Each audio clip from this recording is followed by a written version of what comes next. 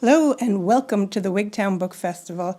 My name is Lee Randall and I'm here today with Stu Turton. Before we get tucked into our event, let me remind you, if you'd like to ask a question, you can use Facebook or Twitter or the chat function, and you can pop those questions in there and we'll try to get to as many of them as possible at the end of the event.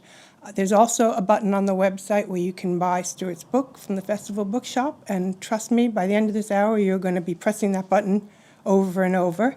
And there's a button where we ask if it's possible, if you're inspired, please make a donation, because that's how we're keeping events like this coming throughout the rest of the year and into next year. So it is my great delight to introduce you to my friend Stuart Turton. He was a freelance travel journalist living the good life in Dubai when he got an idea for a novel and somehow convinced his wife that they had to move back to the UK in order for him to write it. Now, that scenario I've just described could have been the opening scene for a depressing story of squandered savings, thwarted dreams, and ruined lives.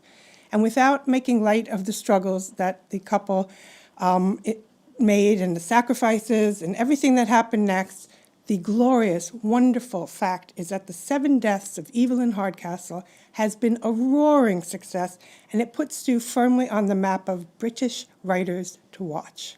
It won the Costa First Novel Award, the Glass Bell Award from Goldsboro Books, and the Books Are My Bag Readers Award.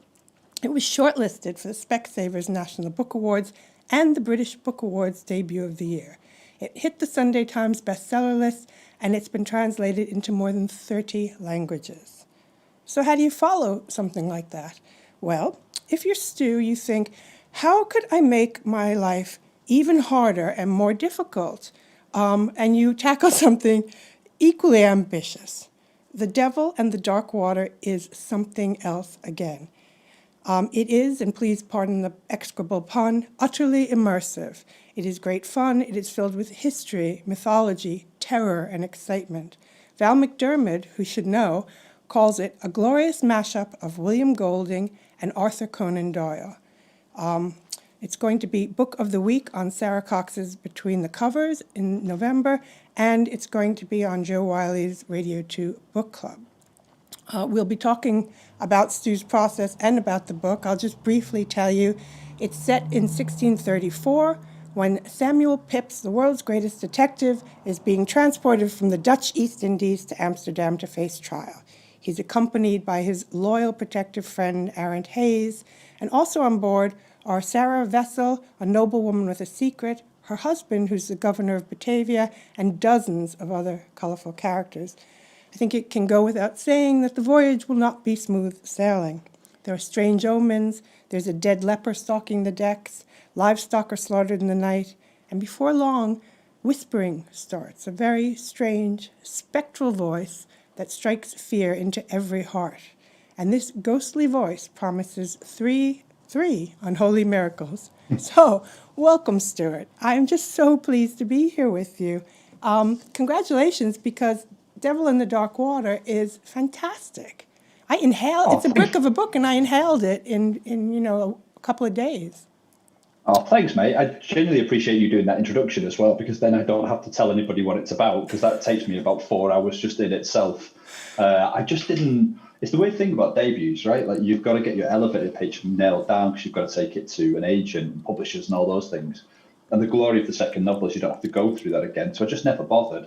So now people are like, oh, what's the Devil about? And I'm like, well, just get yourself a cup of coffee and we'll get into it.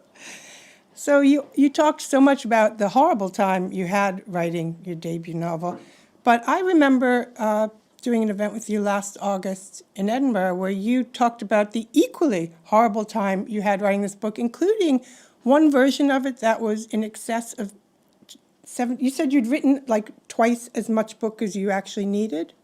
So yeah, I'm an idiot. Like, tell us about your process. My process is chaos, it turns out. It's just molten chaos that I tip over my head at the beginning of the writer. And it starts off really well. Like, I plan my books quite meticulously, and I spent 3 months planning this one, exactly the same as the 7 Deaths. And then once I had my plan, everything just went, and it's because 2 things. One, I had my daughter, who's 2 years old now, but she was born probably about a month before I started writing it. And I finished the book 2 days after her second birthday. So she was just there all the time, as newborns tend to be. And the way I write my books is that I plan them and then I ingest all that planning and and it's in me. Then I don't look at the planning documents ever again. If I need to change things, I just go and change them in my head. I don't write chronologically. If I want to write chapter 34 that day, I'll write chapter 34. If I want to write chapter 12, I'll write chapter 12. And I can just do that and I can make the connections and I can hold on to, okay, I did this thing in chapter 13, which is going to affect this thing in chapter 50. And I know to change that as I go along. Anybody who's ever been around children, especially newborn babies, knows that you cannot do that. You can't hold thoughts in your head at all, let alone a number of thoughts. I could barely breathe. I couldn't remember to regulate my own heartbeat. It was terrible. So for an entire year, I wrote nonsense. Like I wrote dirge. I just poured stupidity onto a page, one page after another, just trying to hit a deadline that I was never ever going to hit. And it was a nightmare. And I was just getting 2 hours sleep a day, wake up in the morning, try and write these words, going off to turn my newborn baby, and then just that's all I did. It was hell. And eventually I wrote 170,000 words. And I think we kept about 17,000 words of it. Like, so that first draft, by the end of it, I just threw out because after that first year, I started getting some sleep. And my child went off to childcare, and I suddenly had this time back, and I had my head back, and I had my own brain back, and it wasn't filled with like feed times and how much sleep I was going to get that night. It could be filled with the book again. And it was immediate. It was like, oh, this is what I've done wrong. This is what I need to fix. That's what I need to keep. That's what this story actually is. So yeah, the book we've got now, I effectively wasted an entire year. And then thankfully I missed a lot of deadlines, like a lot. I'm not proud of it, but it was a lot of deadlines that came and went. And everyone was really good and understood the situation. But if they hadn't been, I could have been in real trouble. But yeah, in its own way, it was harder than Seven Deaths, because Seven Deaths was harder to plot. This was just harder to actually write. It was just harder to get down on the page. And it was doing the same thing again. There's multiple genres in there. And the genres in this one didn't want to go together as easily as the genres in Seven Deaths, which is weird to me. But the Agatha Christie and the science fiction stuff of Seven Deaths melded really easily, whereas these things didn't. They had no interest in being in the same book. They didn't even want to be in the same room. It was such a fight. Well, let's talk about what those genres are. In a funny kind of a way, although it's nothing like your first book, it's still a kind of a locked room mystery, because you've, again, taken a diverse cast of characters and you've shoved them into a boat and set the boat out to sea. So, again, they can't be anywhere else. They have to interact with each other. There really aren't outside influences except the natural influences. So let's talk about some of the genres. One of them, obviously, is the whole seafaring genre, but you were also aiming for a kind of, I received an early proof, and you talked in a little letter there about the Sherlock Holmes influence and how you wanted to play with that. Can you tell the audience a bit about what you were going for there? I would love to. First thing to understand is that my sort of reading history was that the first books I ever fell in love with were Agatha Christie's. We've talked about this in the past at multiple events. And I read all of those back to back from about 8 to 10. And understanding that, you understand why I wrote Seven Deaths immediately, because that was my first love. Once I got through those, I moved on to Sherlock Holmes books, and I do not have the same love affair with Sherlock Holmes. I think Sherlock Holmes is a tool. That's my fundamental problem at the core of Sherlock Holmes. I love the adventures. I love the fact that they're all fast-paced. They're all about dashing around. Poirot was all about sitting down and working things out. And you always got the firm sense that if it resorted to violence, he felt like he'd failed. Whereas Sherlock Holmes is always like putting on ridiculous disguises, and then he's going and hangs out in the kitchen pretending to be like a maid or something for 2 days. It's very strange, but it's always about adventure. It's always about fun and daring do, and I love that. I absolutely love that. So when I started writing my second novel, I had the setting first. I knew it was going to be on a boat, and because boats are brilliantly, just everything else aside, boats are fantastic. I can't sail. I'm from the north. I barely know where the ocean is. I couldn't point you to it, but I just love boats. and they're brilliant settings for books, especially these ones. These galleons, 1634, when this book is set, a boat is a haunted house, and it's a haunted house at sea, which makes it a doubly haunted house. The bookers didn't know where they were going. They were using dead reckoning. They were just pointing themselves in a straight line away from shore and then trying to get somewhere that was 8 months away, Lee. It's like throwing a dart across the ocean and hoping for the best. It was incredible. And they were navigating by stars. So when it went when the sun came up, they were screwed for a day. It was, all this stuff was amazing. So I was fascinated by all that, and I loved the boat, and I wanted that. And when I started thinking about the mystery that would be on a boat, immediately it became obvious that I wasn't going to put a Poirot style investigator on there, or a more sedate style investigator. Those two things don't gel very well. It had to be Sherlock Holmes. It had to be adventure. It had to be somebody who could like stand up to all these cutthroats and all these like dastardly sailors and these evil events. And then out of that came the superstition, out of that came the occult, out of that came the demons, all these other things, all these other elements. So I was like, I had all of that sort of stuff. And you know what, like, really, really, really hard to do. It's really hard to mix horror with mystery. Because what I realised was a horror book wants to kill everybody, and a mystery book needs to keep everyone alive until the end, basically, because that's your cast of suspects. Mm-hmm. So the horror bits of my novel just wanted to keep killing all my suspects until there was only the murderers left, or the people who were doing this, or the demon, or whatever it is. Yeah. And so when I'm trying to plot it that way, that kept screwing that up. And every time I tried to plot the mystery, it would screw the horror up. And that was my life for about for the full 3 months. Was like, these things don't want to sit together. I don't know how to do this. It was awful.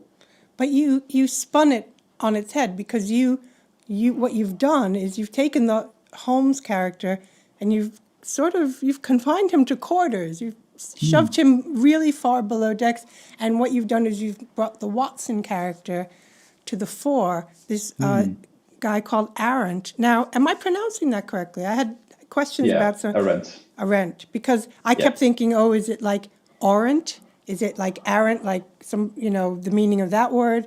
Where did the names come from for a start? Oh, passenger manifests. So when I started doing my research, I went into the British Library and I just got a bunch of passenger manifests from that period, from Dutch boats that were sailing. There's loads of them preserved. And I just looked through the names and just grabbed the ones that were brilliant. Just like, that's a great name. And some of them come from, because the inspiration for this was a real life shipwreck that happened in 1629. And that was the wreck of the Batavia. And that's a horrible story. And I recommend everyone goes and reads about that, because it's just a great story in its own right. And it stuck with me, because I came across that when I was 23, backpacking across Australia. And I'm 40 now, and it stuck with me all that time. Like, it was such a brilliant, horrible horror story that happened to be true, and it features the world's first documented psychopath. It's got all these, again, daring, adventurous tales. It's got all these horrible elements, but it was a great story. And so out of all of that gave me the period. So I knew it was going to be set in this period. I knew it was going to be on these type of boats. So the passenger manifests and just reading through the names. And then we talked about sort of inverting the Watson Sherlock dynamic. Goes back to that thing I was telling you earlier, that I don't like Sherlock Holmes very much.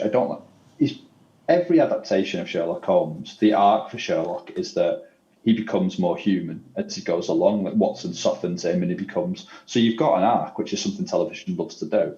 The books don't really do that. Sherlock Holmes starts as a dick and he ends as a dick, and he's just a dick, like, uniformly all the way through, to varying degrees. Yeah. He just is fairly horrible to everyone he meets, and he only ever takes cases on because they satisfy intellectual curiosity. He would never just help someone for helping them, because he's too much of a tool for that.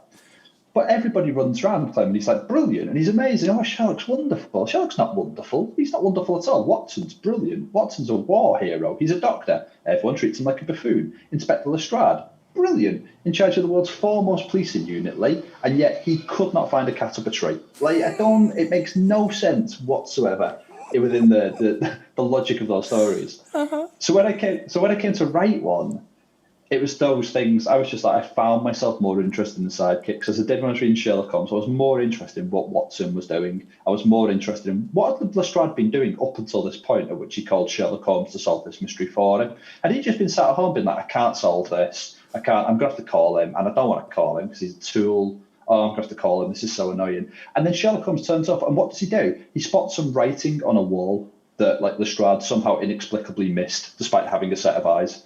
So I wanted to mess with all of that stuff. I wanted to elevate the sidekicks, which I'm interested in.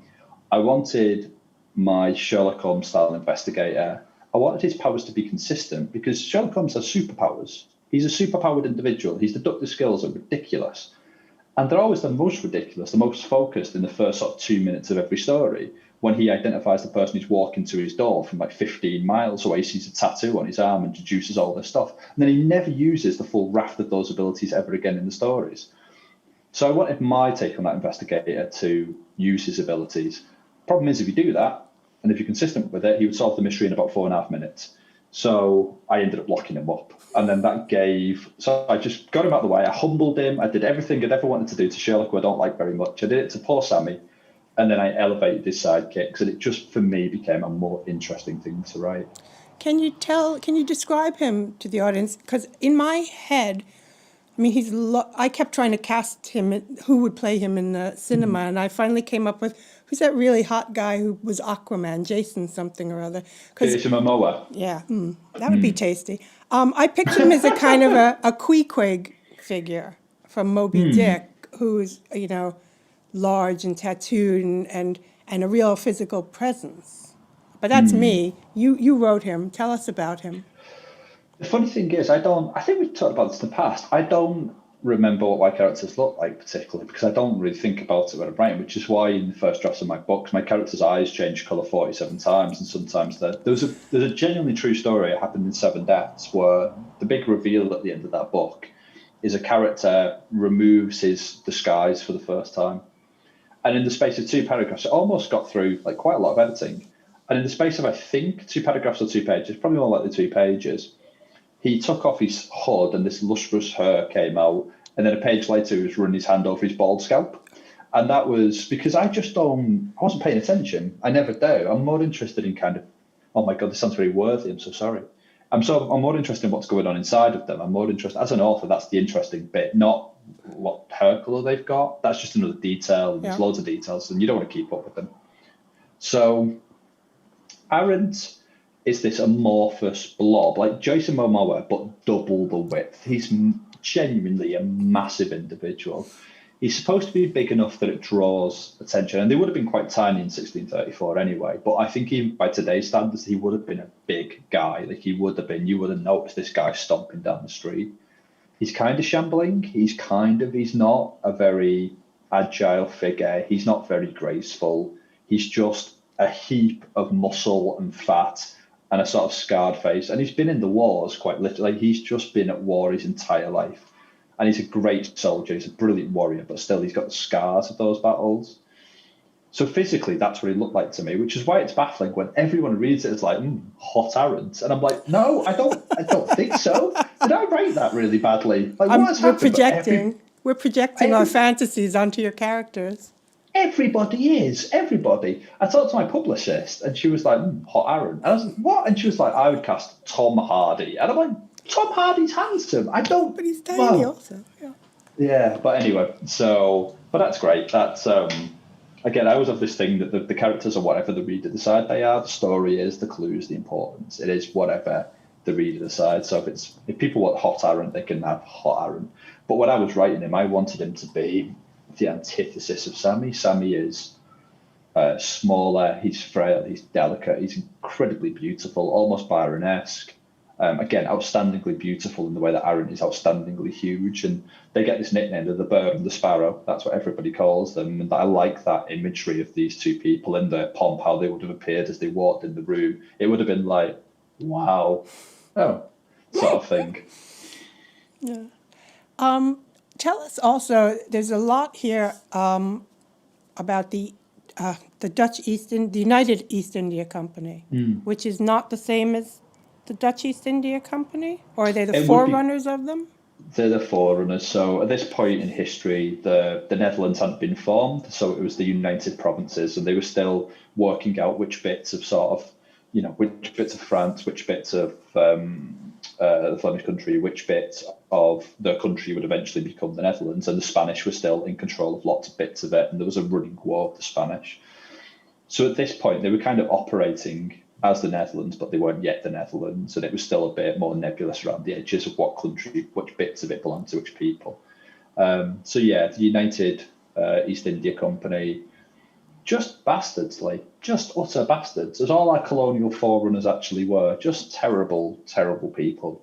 Only really concerned with capitalism, only really concerned with profit. So the stat is that on these voyages that we're going out, so this book is set on a boat that is a merchant galleon, and it periodically, it takes 8 months, it would go from Amsterdam carrying gold and silver, and it would use that gold and silver to buy spices in the East Indies, and then it would turn around and it would come back. And it would be kind of the gold and silver would amount to $20 million. Like, it would be huge sums of cash.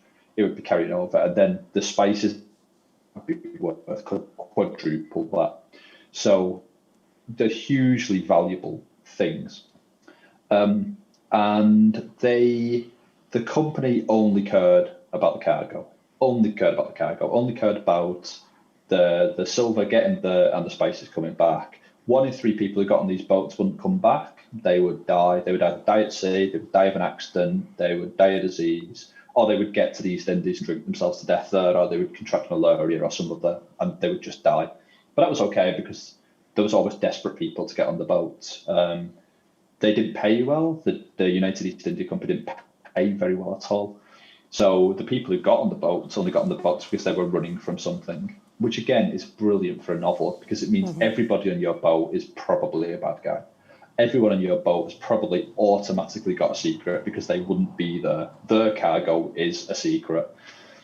That's wonderful to play with, and it's just a setting that's fantastic. And also, they mostly hated each other. So almost everyone, there would have been soldiers and sailors, and the soldiers and sailors wouldn't have got on. They would have hated each other. But then even the sailors would be from different parts of the United Provinces, so they wouldn't get on with each other. They would definitely hate the officers. The officers would definitely hate the sailors. Nobody would like the passengers, and the passengers would be incredibly uncomfortable. So, and then behind it, you've got the company. You've got the United East India Company just sat there, just making heaps of money, perfectly happy every time this happens, knowing that these boats can't really survive this voyage either. At some point, it's just going to get sunk. And that's a sunk cost for them. With there would have been 300 people on board these boats. It didn't matter to them because they were making so much money as they did this crossing. So everything about that company, and it's a forerunner of modern capitalism. Even on that, they were the first company, I think this is right, they were the first company to sell shares in themselves in the way modern companies do. The corporate structure is very similar to the way a lot of modern companies run. So just by talking about these guys, I'm talking about modern capitalism. I'm talking about the way we live, profit before principle, before anything else. It's just better hidden now, and they've got better PR people. But basically, it's the same. And enmeshed in this company is a group you call the Gentlemen 17. And who are they? Oh, they were the chief high bastards. So you just had just a layer of bastardry, but then you had the super high bastards. So they were like the joint CEOs, the Gentlemen 17. I didn't name them. That was their actual name. That's from history, the Gentlemen 17. And they were enigmatic, but they were basically a board of directors as we now understand them, but hugely. Imagine 17, I don't know, Bill Gates is 17, that level of wealth, huge. All the wealth in this company is running upwards, and it's running up to these guys.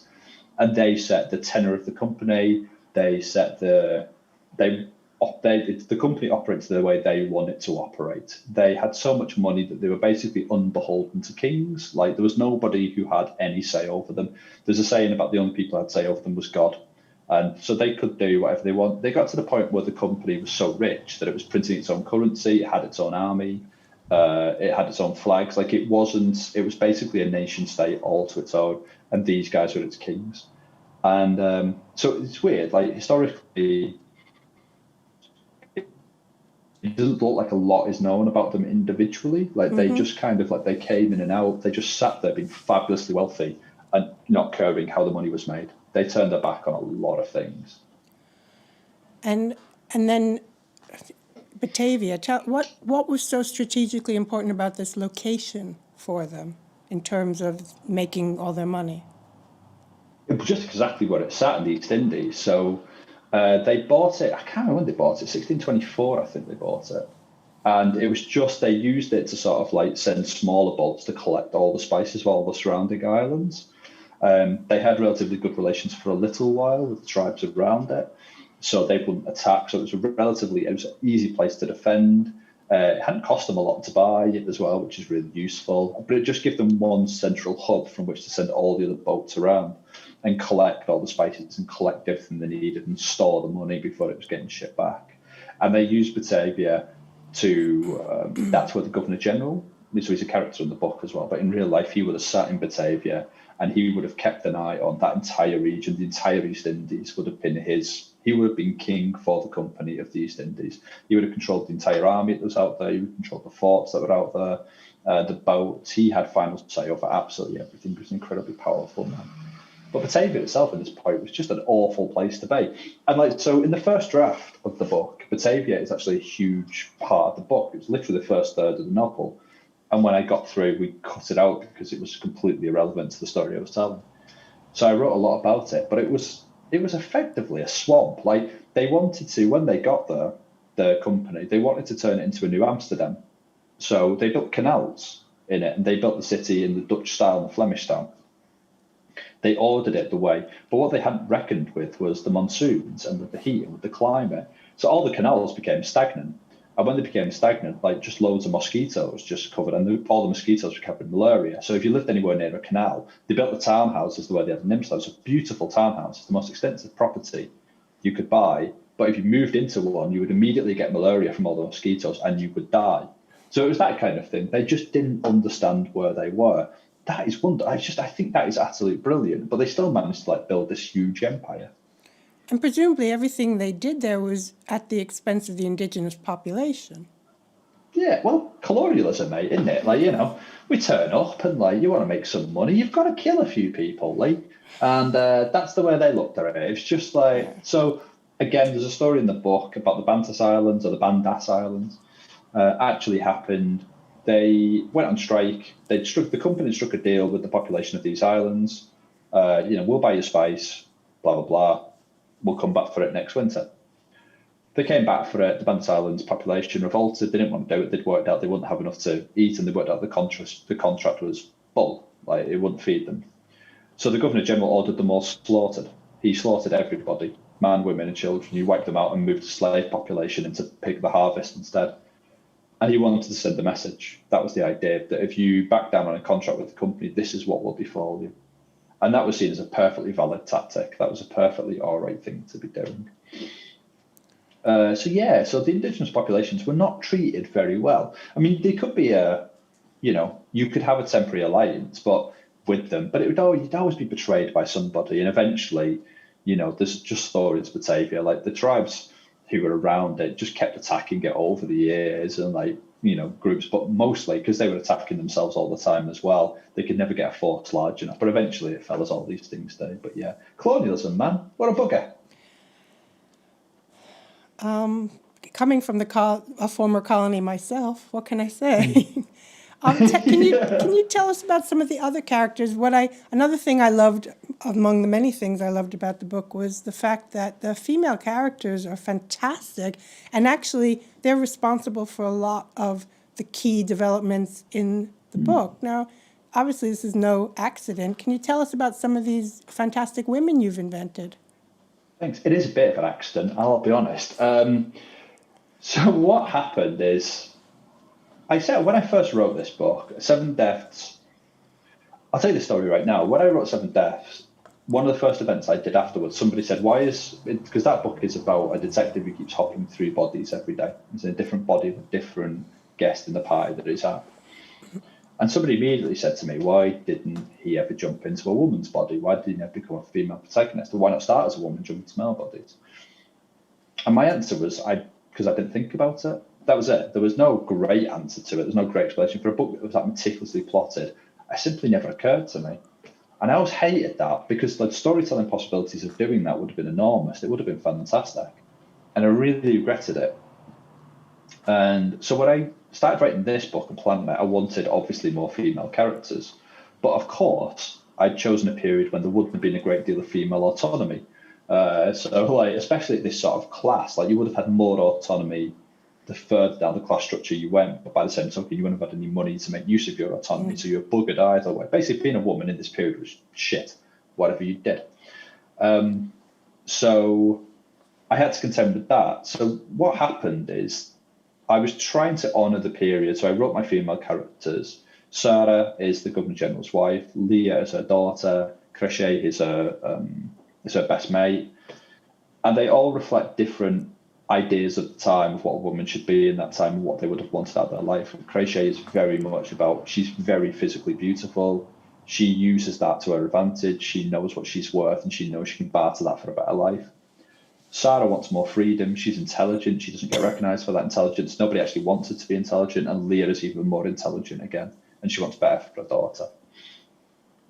So what happened as I wrote it was that Sara wanted more out of the book. Like literally her story in the story is the story of how I wrote her. She as a character demanded more page time. As I wrote her, I found her a lot more engaging and interesting and funny than I planned her to be, if that makes sense. And she kept kind of just wanting to do more. She was so able that I kept giving her more plot points to do. And she took things away from Arent almost, because as I wrote Arent, I discovered that he was more interested in being a sidekick than a protagonist. He's not a Watson-style detective. He's not a Watson-style character who wants to be Sherlock. He doesn't. He's happy doing what he's doing. He wants to protect Sammy, and that's it. So his reluctance really played into his dynamic with Sara. Sara wanted more and Arent wanted less, and that's the way they sort of met.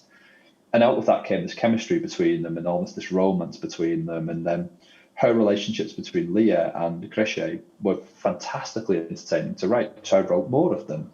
And before I knew it, she was effectively the protagonist of the novel. Like it was really strange to me to get 2 years into writing this and be like, God, all right, Sarah's one of the three sort of leading investigators in this. And that was it. And then once that happened, I was like, that's perfect. This exactly feels like what I should. As basically at that moment, I would have been like, when Lee interviews me, I'm going to pretend that that's what I originally envisaged in the plan. But I've blown that now. But yeah, I think it never happened in Seven Deaths. And it happened in this. And I'm really hoping for my books going forward, something like that happens again, because it's such a fun way of writing a character. Yeah. Well, you alluded to this already. Both your books, they're very concerned with the idea of wealth and class disparity. And in fact, Arent's father was an anti-capitalist. But I know that this is a theme that really is close to your heart. Can you talk about why that is? Because I'm northern, I think. So I'm from a working class family. I'm from a working class town called Widnes, just outside Liverpool. It matters. It matters. Like growing up, there is more. It's strange. Like growing up, the attitude was always about making do. Nothing's going to be given to you. Nothing's going to be handed to you. You've got to, anything you want out of this life, you've got to dig out for yourself. And that was the thing. And then as I went out into the world and went to university and became more involved in publishing and magazines, and I saw people around me had been handed things. They had been given things. And because they'd been given things, they had that head start in terms of wealth. They had that head start in terms of earnings that they could give to their children. And it's that almost that thing, if you don't have anything to start with, you're not going to have very much by the end. And if you're given something, you're going to have a lot more by the end of it. And especially as we see now, the wealth disparity happening in our society, it's getting worse. And all these policies, everything, COVID, everything that's happening around us it's just hitting the poor far more than it's hitting the rich. The rich can ride out. They can ride out Brexit. They're going to ride out the pandemic. Poor people are just going to get poorer. Everything for them is going to get more expensive. Their lives are going to become more difficult. It's just a pain in the arse. And I'm fascinated by the fact that we've created a society and a structure, and these companies that are around us and these politics that surround us are just so it's ingrained into the system. It's ingrained into how we're governed. It's ingrained into how we shop. It's ingrained into how we think about ourselves. And I hate that. And there doesn't seem to be anything we can do to reset that, to bring the balance back in, to sort of like, there seems to be no appetite to take the measures I think that would be required to sort of like give kids from Widnes exactly the same start that people from Hertfordshire, which is where I am now, will get out of their lives. So I'm not person to stand up unlike now. But I'm not going to have this argument in a pub. I just go into my life to live my life and have fun. But it bothers me, and it bothers me when I'm writing my books because it keeps seeping into the books. It keeps being in the things, the characters I create and how they talk to each other.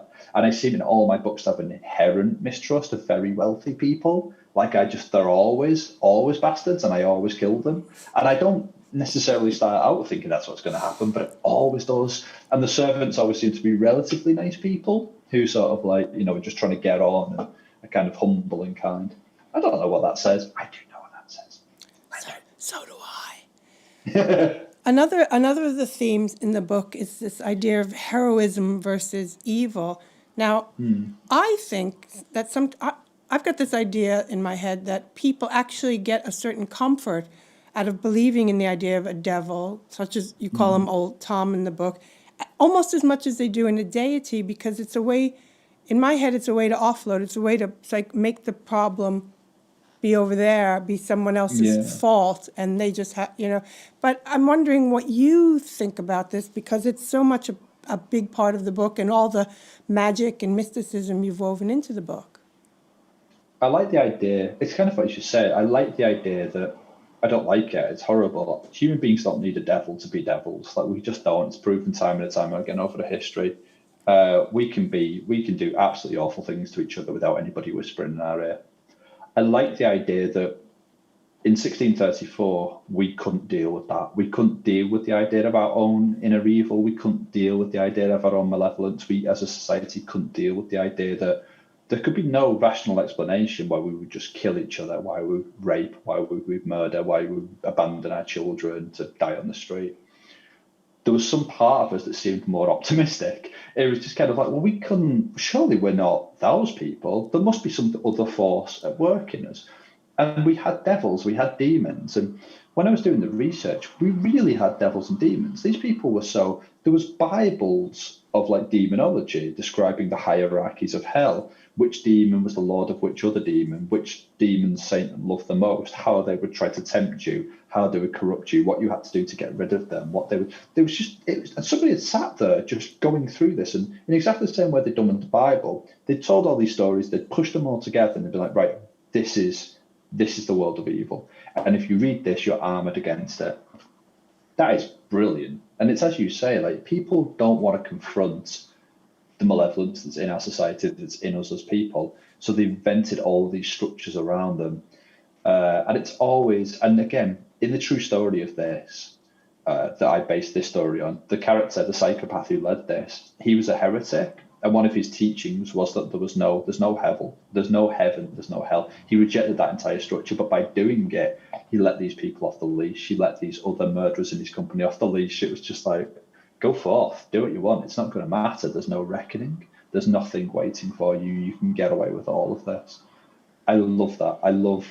It's awful and it's terrible. I love people stirring inside and reckoning with what's in there one way or the other. Be that I am an awful human being, but there's nothing to stop me being awful, so I'm going to go and do it. And the other people are, I'm an awful human being. I'm going to build these laws. I'm going to contain myself. And that's what Arent does in the story. Arent he's a warrior, he's a soldier. He's killed 1 billion people. Not 1 billion, that's awful. Only Donald Trump's done that. But he's killed a lot of people. And he doesn't like that about himself. He wants to contend with that. He has to build rules for himself that he will not trespass, that he will not go over, because he doesn't want to hurt anybody else. I think that's fascinating as a character. So do I. As I told you, I adore this book. The other thing, of course, is ships, historically and probably to this day, they're, as you say, they're filled with superstitions and filled with different things. And you mentioned, I want to get you to talk about some of them now. One of the things you talk about is the idea of being sea married. Can you talk about what that is? Because it's not as lurid as it might sound to those with dirty minds. No, it's not. It was brilliant. So because it was such a dangerous profession, you could get sea married. There's an actual word for it in Dutch that I didn't use and I've completely forgotten. But it basically meant you pick your pal, your best friend, you name your best friend, and then if you die on the voyage, your best mate would get your pay. They would get, so anything you'd earned on the ship until that point, it would go to your pal. instead of you. But that could also include, so if you were like privateers, or say you captured another ship, say you got attacked by pirates, you fought them back, you captured their ship, well, you would take that ship back with you and you would sell it, and then all the crew would get a percentage of what, that ship's value was. And you would get that as well. So it was just about basically nominating your best pal to sort of like get your earnings. And it was a very double-handed thing, because as I said before, these people didn't like each other on the ship. A lot of these sailors did not get on. They wouldn't have got on if they'd been from even just different towns or different regions of the United Provinces. They would have had different dialects. The languages still would have been very different. So picking somebody you trusted enough to do that would have been quite an ordeal, because if you picked the wrong person, they would have stabbed you in the face. Like they would have quietly slit your throat and then claimed your money once you got back. So it really meant something. So the idea of like a marriage is like, because a marriage is obviously, it's a bond of trust, it's a bond of love, but ultimately it is about, and it's sharing finances. But at the heart of it, you have to pick the right person, otherwise it could go very badly wrong. In our life, that means divorce. In their life, it meant getting stabbed in the face. Well, do you have some other superstitions, even ones that you had to reject from the book because you ran out of space? What are some of the other things you learned about, like the madness of these ancient ship voyages? Oh, there was loads, but it was really strange. When I was doing my research, almost every ship had its own lot. So the sailors would bring them. There was no sort of unified superstition, right? The way it is now, the throw the salt over your shoulder thing now is taking hold. Back then, it was kind of like the formation of the superstitions. People would have brought them from their own villages. They would have been taught them by the mum or the wise people of the village, and they would have brought them on the ship and they would have done them. And what's weird is it possibly would have seemed nonsense to the other sailors on the ship, but they would have their own ridiculous superstitions. So I named one. There was one that I read about villagers used to put a bowl of salt, I believe. It was a bowl of salt. If they believed there was a witch abroad somewhere around, like messing with the crops or luring the children out, they would put a bowl of salt outside the front door, because they believed that if a witch saw a bowl of salt, she would have to stop and count every grain of salt. It's just she couldn't go away. And then that would hold her there until the sun came up, at which point she'd be banished. How ridiculous is that? Like, that is just wonderful. But it's obviously, they've come up with it because they've brought up a way of defending themselves that uses the things to hand. It's like the old A-Team episodes when somebody would lock them, the bad guys would lock them in a shed with like a bunch of contraptions, and they would make a massive van that fired cabbages out of it. So these superstitions all came about because this is what was to hand. There was salt. Salt was readily available. Jars were relatively available. Like, you were never going to have a superstition that demanded they go make some huge, complicated contraption, because that's what the church was for. The church would then come in and charge you money. It would like make your life very difficult to get these defences. Whereas superstitious defences were all very, very simple things. They were all charms. They're like a lock of hair from an innocent child or something would, it could prevent certain maladies. What else did I come across? The boot. The boot was brilliant. If the devil was around, the devil was always around, like, it was always trotting around, trying to lure you into doing terrible things. What do you do? You would bury a boot in front of your front step, and he couldn't pass it. Never used the windows, the Dark Lord. We don't understand why, but he couldn't get past the boot. I wonder why it didn't come down the chimney like, devilish Santa Claus. Yeah, I think, well, you understand, but he's so terrified of the boots, he couldn't risk it, could he? Like, devils obviously don't like boots. There was things like this, and they were all just, at some point, somebody had said to someone else, well, I've got a boot, do you think that'd work? And it's like, yeah, sure, just say that'd work.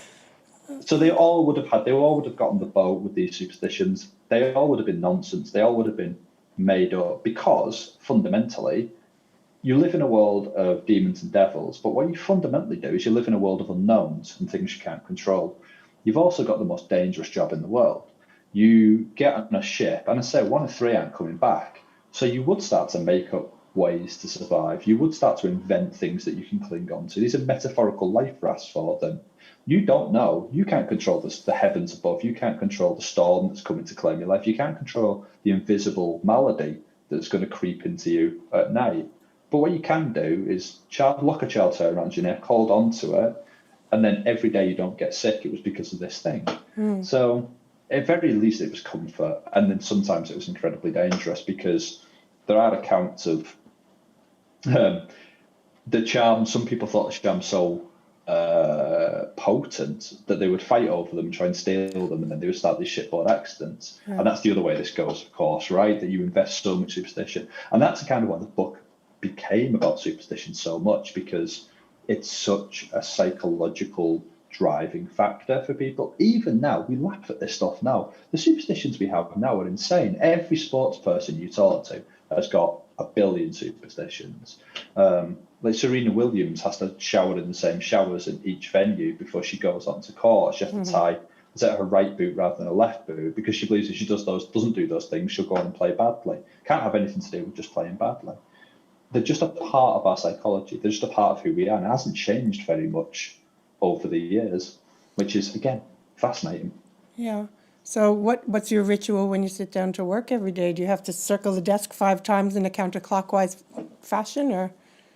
Oh, I wish I had some sort of ritual that could convince me to sit down at the desk every day. I'd get so much more done. I'm the worst procrastinator in the world, Lee. It's not a natural thing for me to sit down at a computer and work like for 8 hours. There's an entire world outside. I used to be a travel journalist. I like that world. I like being out there. I like chatting to people and climbing things and swimming in things and doing all that sort of stuff. Sitting down at a computer for 8 hours it would be 147th on my list of things I want to do with my day. So if there was some sort of ritual to just make that easier, what I generally try to do is make sure, that's why I don't write chronologically, as we spoke about earlier, because I'm just trying to sit down and write something that will entertain me that day. And what inevitably happens is I find that when I get to the final 3 months of the book, I've left all my vegetables for last, and I've got a bunch of exposition to write for 3 months solid. But yeah, a ritual would be good. So something like, I just go around the bed 3 times, jump up and down on it, tap my head, and then I'm like, right, I'm good to go now, and sit down and work for the rest of the day. That would be great, actually. I might do that. But I do remember you telling me that in order to flex your writing muscles, you'd write out like really mundane scenes for your characters. You'd like send them to the supermarket for a roll of toilet paper, or you'd get them to just walk. Did you do any of that with this book as well, or was that just an Evelyn trick? No, it was, so for Evelyn, I had all the characters, as you said, doing mundane things. So I made modern equivalents of them doing mundane things. And that worked very well. But for this one, I wrote a bunch of cases for Sammy and Arent. So prior to this book beginning, because this book really sort of like, it's in the middle of their friendship. They've been doing this for 5 years at this point, and that history is, you feel the weight of that history between them in the book. They're constantly referring to cases that they've solved together and the solutions to their cases, and people know about them. They're very famous in this world. And by the time you get to this book, you feel that they are people, established people. So what I did is I wrote, I think, 8 or 9 cases. So almost very Sherlock Holmes, very sort of like past these Sherlock Holmes cases of them. There's actually one got reused, and it's at the back of the Waterstones edition. So it's in there, and that's the very first case together.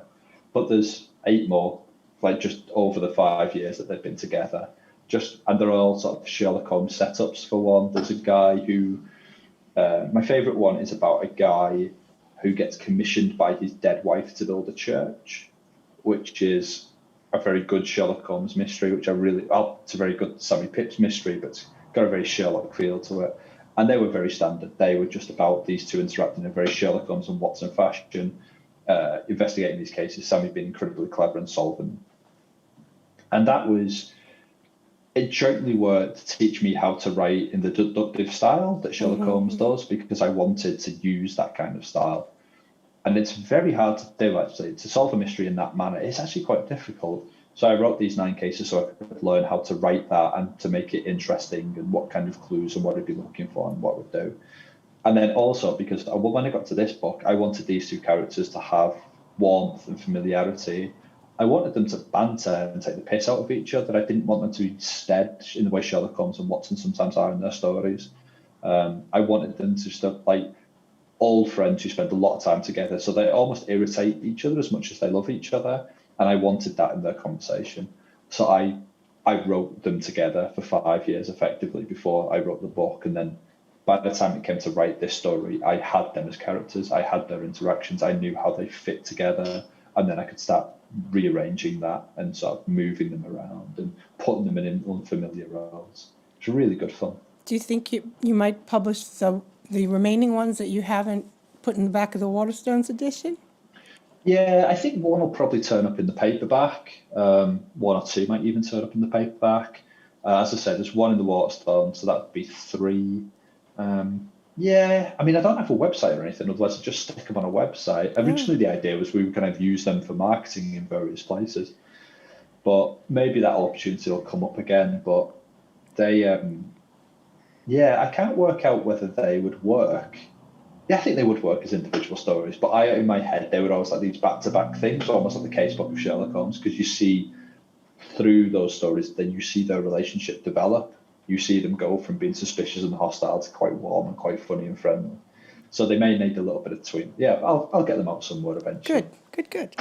I also wanted to ask you, how did you make the stylistic choice about the language you're going to use? Because it is a historical novel, and I think something that everybody writing a book set that far in the past has to decide is how are my characters going to speak to one another? Will it be ye olde English, or will this be a more up-to-date vernacular? And I remember not being swept up in the conversations without stopping to think whether they were either historically accurate or modern, just the fact that they felt comfortable and I was able to move with them. How did you make that choice? It's funny. There's bits I think that happen organically for me, and that was one of them. There was never a decision. There was never any thought that it would be ye olde. Like, it was never going to be. I did a lot of research in the period. It was so hard to follow. That the language is beautiful and evocative in the journals and stuff from that period, but it's also incredibly hard to follow. It's incredibly hard to. It would be incredibly hard for me to have a novel using that dialogue that would be able to layer the clues that I want, because I do almost want this to be a mystery novel. I want people to. They need to be able to understand what people are saying to each other. They don't want to be.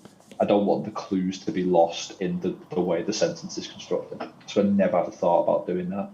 I think somehow I like language. I like words that I've not come across before. When you're doing historical research, there's plenty of them. When you're researching a boat, there's plenty of them. So you almost end up gilding the language in your book with these words without having to. And I think hopefully it gives it a feel of period, but in very modern. But I like the way they talk, the way they banter, the way they refer to each other.